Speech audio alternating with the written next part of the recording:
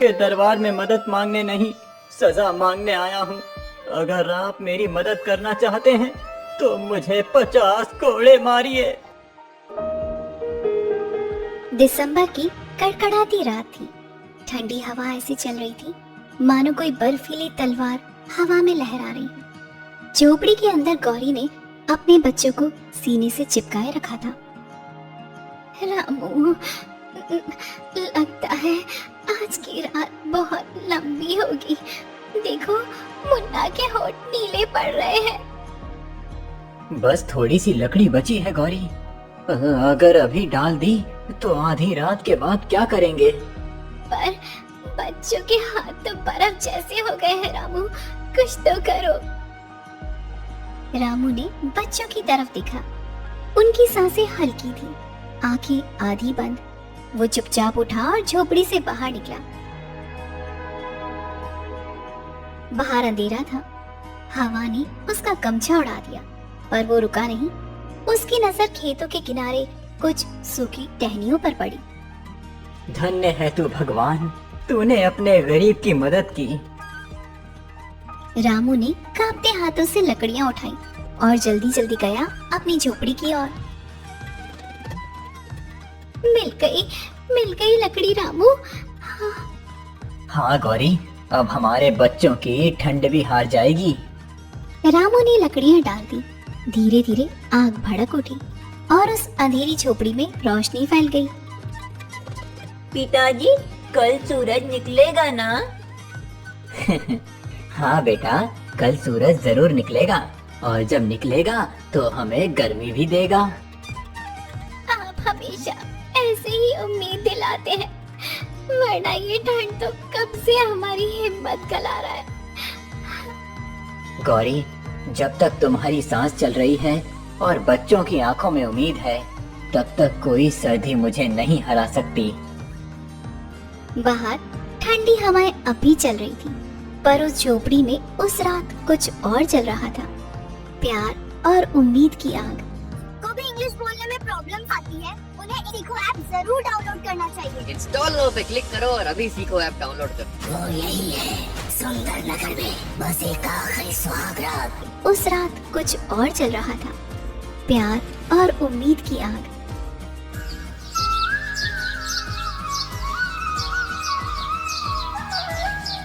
सुबह की पहली किरणें रामू की झोपड़ी की टपकती हुई छत से छनकर अंदर आई। आग अब राख बन चुकी थी। गौरी चूल्हे के पास बैठी थी।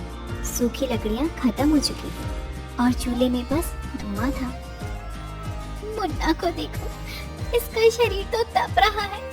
रात में तो बस हल्का सा बुखार था, अब तो आग लगा रखी है। अरे भगवान, ये तो सच में बहुत गर्म है। रामू, पास की दवा की दुकान से कुछ ले आओ ना, वरना इसे कुछ हो जाएगा। रामू। गौरी, मेरे पास तो 1 रुपया भी नहीं बचा। 3 दिन से काम नहीं मिला। कल जो लकड़ी लाया था वो भी उधार की थी। गौरी कुछ नहीं बोली। उसकी आंखों से आंसू टपक पड़े। मुन्ना की छोटी छोटी उंगलियां उसके आंचल को पकड़ रही थी और उसका रोना झोपड़ी में गूंज उठा।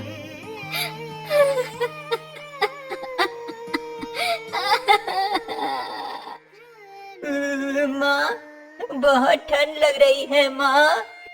रामू ने बिना कुछ सोचे पुराना फटा गमछा उठाया और बाहर भाग पड़ा। ठंड अब भी थी, पर उसे परवाह नहीं थी।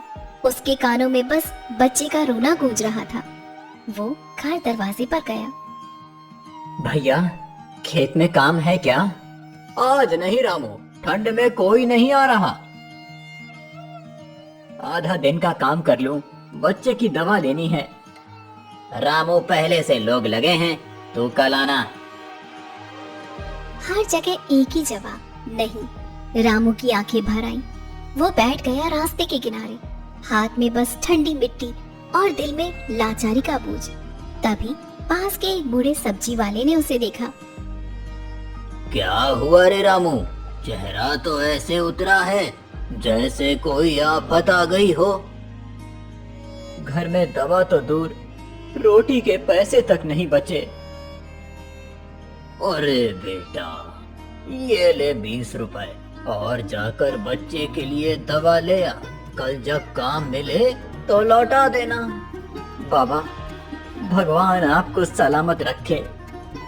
रामू भागा दवा की दुकान की तरफ, जैसे उसके पैरों में आग लगी हो। ले आए दवा रामू, बोलो ना रामू, ले आए ना। ये रही दवाइयाँ, थोड़ा पानी गर्म कर, जल्दी से इसे दे दो।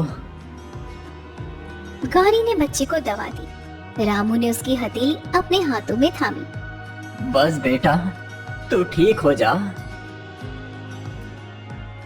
सर्दी अपने चरम पर थी। खेतों में कोहरा, पेड़ों पर बर्फ जैसी ओस। आज सुबह गांव में कुछ हलचल थी, क्योंकि राजा वीरेंद्र प्रताप सिंह स्वयं अपने राज्य की सीमा का दौरा करने निकले थे। उनके साथ था उनका मुख्यमंत्री हरिदत्त, एक चालाक, मुस्कुराहट के पीछे विष जैसा आदमी, जिसकी बातों पर राजा वर्षों से आंख बंद करके विश्वास करते आए थे। राजा की नजर गांव की टूटी फूटी झोपड़ियों पर पड़ी। बच्चे नंगे पांव मिट्टी में सिने हुए थे, औरतें सूखे लकड़ियों के टुकड़े तलाशती और मर्द काम की तलाश में इधर उधर भटकते हुए। राजा साहिब अपने प्रजा की दशा देखकर लौट गए। मंत्री जी, ये कैसी हालत है मेरी प्रजा की? इन बच्चों के बदन पर कपड़ा तक नहीं। महाराज, सर्दी बहुत बढ़ गई है। गरीबों के पास ना रोटी है, ना लकड़ी, ना कंबल। आपकी प्रजा भूख और ठंड से जूझ रही है। तो फिर इंतजाम क्यों नहीं हुआ अब तक? मैंने तो हर गांव में अनाज और कपड़ों का भंडार भेजने का आदेश दिया था। जी महाराज, आदेश पूरा हुआ था, पर रास्ते में कुछ डाकुओं ने गाड़ियों पर हमला कर दिया। काफी सामान लुट गया। बाकी जो बच गया था वो बांट दिया गया था महाराज। मंत्री जी, हमारी प्रजा में जरूरत की चीजें बांट दी जाएं।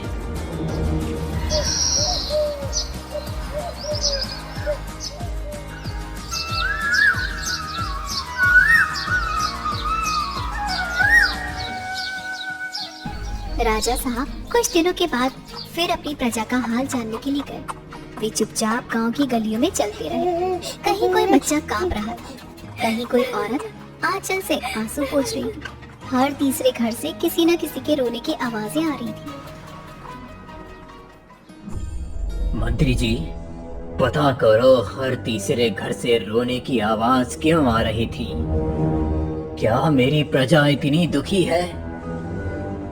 महाराज, ठंड ऐसी है कि जिनके पास कुछ नहीं वो बस अपनी लाचारी पर आंसू बहा रहे हैं। आपकी प्रजा को बस एक चीज चाहिए, कंबल।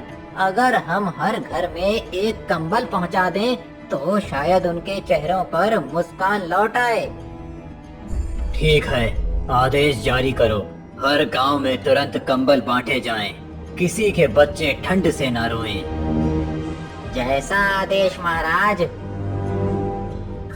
कंबल लादे गए। राजमहल से ऊंट और बैलगाड़ियां रवाना हुई। राजा को विश्वास था कि अब उनकी प्रजा सर्दी से बच जाएगी, लेकिन असलियत कुछ और ही थी। रात के अंधेरे में जब गाड़ियां गांव पहुंचने से पहले जंगल से गुजरती, मंत्री हरिदत्त के लोग वहां पर इंतजार करते। वे सारी गाड़ियां रोक लेते और जो कुछ भी राजा ने भेजा था वो सब दूसरे राज्य के व्यापारियों को बेच दिया जाता।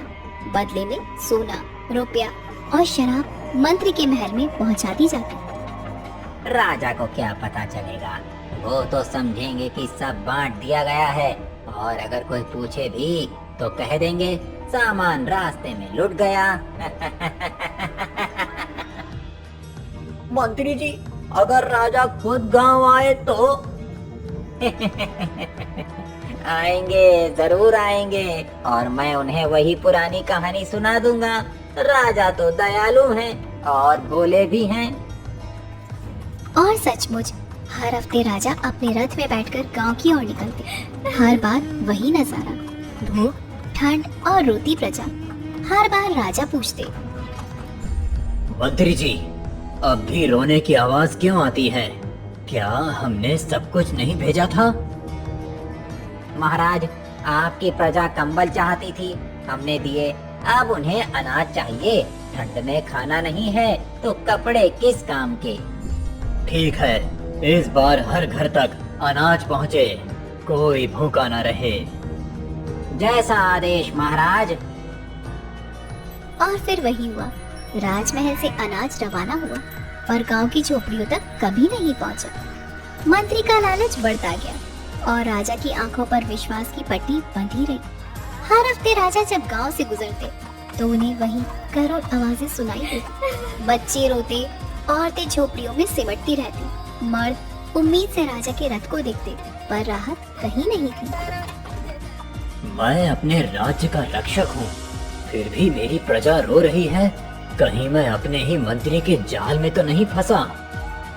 राजा की शंका अब जाग चुकी थी, पर वो अब भी चुप थी, क्योंकि उन्होंने मंत्री पर उतना ही भरोसा किया था जितना एक पिता अपने बेटे पर करता है। ठंडी हवा ने अब गांव की हर झोपड़ी को अपनी गिरफ्त में ले लिया था। चारों ओर सन्नाटा था और उस सन्नाटे को तोड़ती थी सिर्फ बच्चों की सिसकियां। रामू के घर में अब उम्मीद की लौ भी बुझने लगी थी। उसका छोटा बेटा मुन्ना बुखार से तड़प रहा था, होंठ सूख चुकी थी और ठंड से कांपता शरीर धीरे धीरे कमजोर होता जा रहा था। रामू, कुछ करो, बच्चा अब और नहीं सह पाएगा। रामू की आंखों में लाचारी थी। उसकी नजर टूटी दीवारों से निकलती ठंडी हवा पर नहीं, बल्कि उस छोटे से शरीर पर थी जो जिंदगी से लड़ रहा था। गौरी, अब बस एक ही रास्ता बचा है। मुझे राजा साहब से मदद मांगनी होगी। पर तुम कैसे जाओगे? सुना है दरबार के बाहर भी मंत्री लोग पहरा देते हैं। जो भी गरीब जाता है उसे कुछ मिले ना मिले धमका कर लौटा दिया जाता है। रामू ने अपने बच्चे के सर पर हाथ रखा।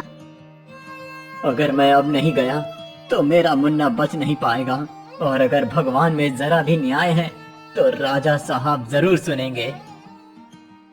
सुबह की ठंडी धूप में रामू अपने पुराने फटे गमछे में खुद को लपेटे राजा के महल की ओर निकल चुका था। रास्ते में हर कदम पर ठंडी मिट्टी उसके पैरों में धंस रही थी। गांव के लोग एक दूसरे को देखते हुए कह रहे थे, कहाँ जा रहे हो रामू? राजा साहब से मिलने? अरे भाई, वहाँ तो गरीबों की कोई नहीं सुनता। पर रामू के कदम नहीं रुके। राजमहल के बड़े लोहे के दरवाजे के सामने दो विशालकाय पहरेदार खड़े थे। तभी रामू ने कांपती आवाज में कहा, भाई, मुझे राजा साहब से मिलना है। मेरे बच्चे की तबीयत बहुत खराब है और खाने को कुछ नहीं। एक पहरेदार ने उसे ऊपर से नीचे तक देखा, फिर हंसते हुए बोला, राजा साहब से मिलना? ऐसे फटे हाल कपड़ों में? अगर अंदर जाना है तो याद रख, जो भी राजा साहब तुम्हें देंगे उसका आधा हिस्सा मंत्री जी का हक है, समझे? रामू ने हैरानी से पूछा, क्यों? मंत्री जी का क्या लेना? पहरेदार ने आंखें तरेरते हुए कहा, ज्यादा सवाल मत पूछ, यही नियम है यहाँ। और हाँ, अंदर जाकर ये मत कहना कि तुम्हें कुछ नहीं मिला, कहना कि तुम्हें कंबल और अनाज मिला है। बस मदद और चाहिए, वरना मार मार कर तुम्हारे हाथ पैर तोड़ देंगे। रामू का दिल कांप पड़ा, पर उसने अपने बच्चे की सूरत याद की और सर झुकाकर बोला, ठीक है, जैसा आप कहें। दरबार सजा हुआ था। राजा साहब सिंहासन पर बैठे हुए थे। उनके बगल में वही भ्रष्ट मंत्री हरिदत्त खड़ा हुआ था। कौन हो तुम और क्या चाहते हो? हुजूर, मैं रामू, गांव का एक गरीब मजदूर। मेरा बच्चा बीमार है, घर में खाने को कुछ नहीं, ठंड से सब कांप रहे हैं। तुम्हें कंबल और अनाज नहीं मिला? मंत्री जी ने तो बताया था कि गांव में सभी चीजें बांट दी गई हैं। रामू के गले में जैसे शब्द अटक गए। उसने देखा बगल में मंत्री खड़ा था, आंखों से संकेत कर रहा था, सावधान रहना। रामू ने डरते हुए कहा, जी हुजूर, मिला था, पर रामू ने गहरी सांस ली, फिर आंसू बहाते हुए बोला, राजा साहब, मैं आपके दरबार में मदद मांगने नहीं, सजा मांगने आया हूँ। अगर आप मेरी मदद करना चाहते हैं तो मुझे 50 कोड़े मारिए। रामू की ऐसी बात सुनकर राजा साहिब चौंक गए। कोड़े, तुम अपना भला मांगने आए हो या सजा? रामू ने सिर झुका लिया। हुजूर, मैंने वादा किया है कि जो भी चीज आप मुझे देंगे उसका आधा हिस्सा मंत्री जी को दूंगा।